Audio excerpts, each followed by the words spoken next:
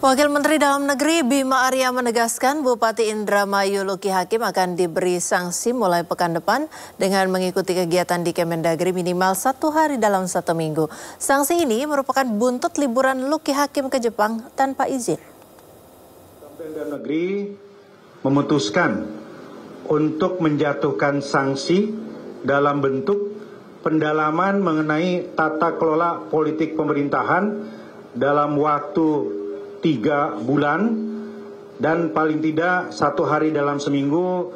Bupati Indramayu diwajibkan untuk hadir di lingkungan Kementerian Dalam Negeri. Pak Bupati Indramayu diminta untuk membagi tugas-tugas pokoknya sebagai kepala daerah dengan pendalaman tentang tata kelola politik pemerintahan di lingkungan Kementerian Dalam Negeri. Bupati diminta untuk hadir langsung ikut dalam kegiatan-kegiatan yang nantinya akan dilakukan di keseluruhan komponen yang ada di lingkungan Kementerian Dalam Negeri.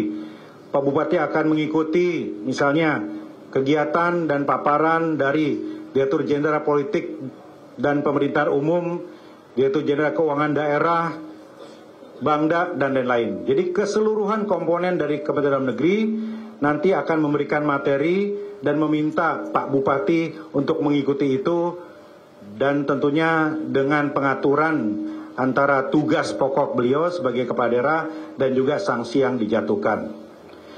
Kementerian Dalam Negeri juga meminta kepada seluruh kepala daerah untuk memahami ini, menjadikan peristiwa ini sebagai pembelajaran bagi semua bahwa cuti bersama itu adalah untuk rakyat dan bukan untuk pejabat.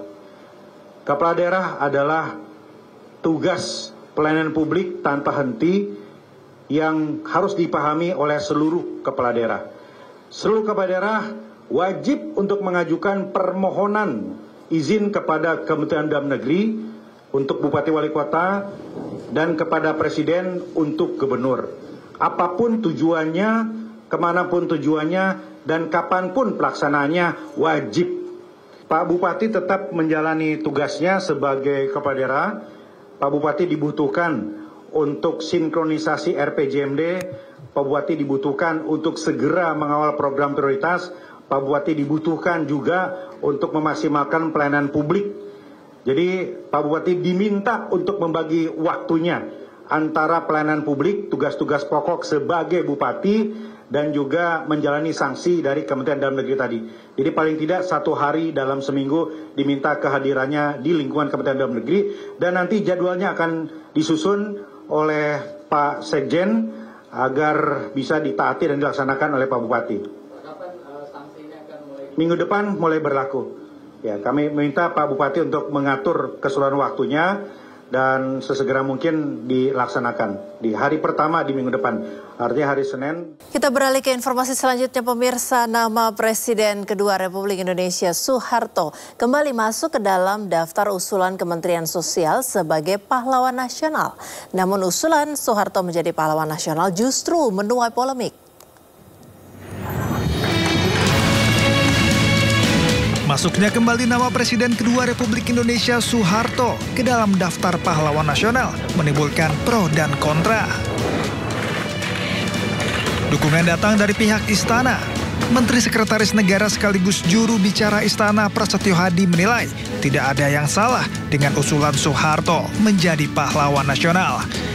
Menurutnya, sudah sewajarnya mantan kepala negara diusulkan sebagai pahlawan nasional. Prasetyo juga mengutip pernyataan Presiden Prabowo Subianto yang menilai prestasi Indonesia saat ini tak luput dari kebijakan para pendahulu. Semua presiden menurutnya memiliki jasa masing-masing. Sementara itu, penolakan datang dari Direktur Eksekutif Amnesty International Usman Hamid yang menilai usulan Soeharto menjadi pahlawan nasional sebagai langkah yang bermasalah dan ahistoris. Menurutnya, selama 32 tahun menjabat sebagai presiden, Soeharto memimpin dengan tangan besi melalui rezim Orde Baru yang penuh pelanggaran HAM, perdagangan, kebebasan sipil, dan penyalahgunaan kekuasaan. Reaksi keras juga diberikan Gerakan Masyarakat Sipil Adil Soeharto atau GEMAS. Kelompok yang terdiri dari koalisi sipil hingga keluarga korban pelanggaran HAM ini juga telah mengirimkan surat terbuka penolakan pemberian gelar pahlawan nasional kepada Soeharto kepada Kemensos. Terkait hal ini, Menteri Sosial Saifullah Yusuf atau Gus Ipul masih mengkaji usulan pemberian gelar pahlawan kepada Presiden kedua RI Soeharto. Ia juga mengaku sudah mendengarkan sejumlah masukan soal rencana pemberian gelar kepada Soeharto. Gus Ipul menjelaskan, secara prosedur usulan gelar pahlawan harus dilakukan secara berjenjang, mulai dari masyarakat, sejarawan, hingga tingkat gubernur. Pemberian gelar pahlawan nasional sebagai bentuk penghargaan negara diatur dalam Undang-Undang Nomor 20 Tahun 2009. Apa saja syarat-syarat yang harus dipenuhi? Berikut informasinya.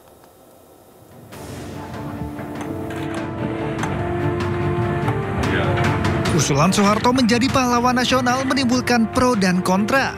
Nama Soeharto yang lekat dengan ABRI dan Golkar merupakan penguasa di masa Orde Baru yang kemudian dijatuhkan pada Reformasi 1998.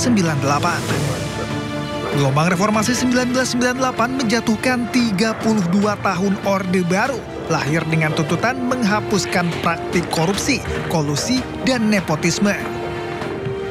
Hal ini seolah bertolak belakang dengan makna gelar pahlawan nasional sebagai bentuk penghargaan negara.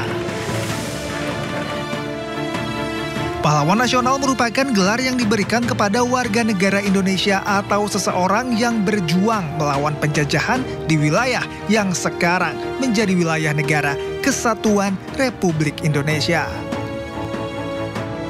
Selain itu, mereka yang gugur demi membela bangsa dan negara atau yang semasa hidupnya melakukan tindakan kepahlawanan atau menghasilkan prestasi dan karya bagi pembangunan dan kemajuan bangsa dan negara Republik Indonesia patut diberi gelar pahlawan nasional. Untuk mendapatkan gelar pahlawan nasional, ada sejumlah persyaratan yang harus dipenuhi. Hal ini diatur dalam pasal 25 dan pasal 26 Undang-Undang Nomor 20 Tahun 2009 tentang gelar, tanda jasa, dan tanda kehormatan.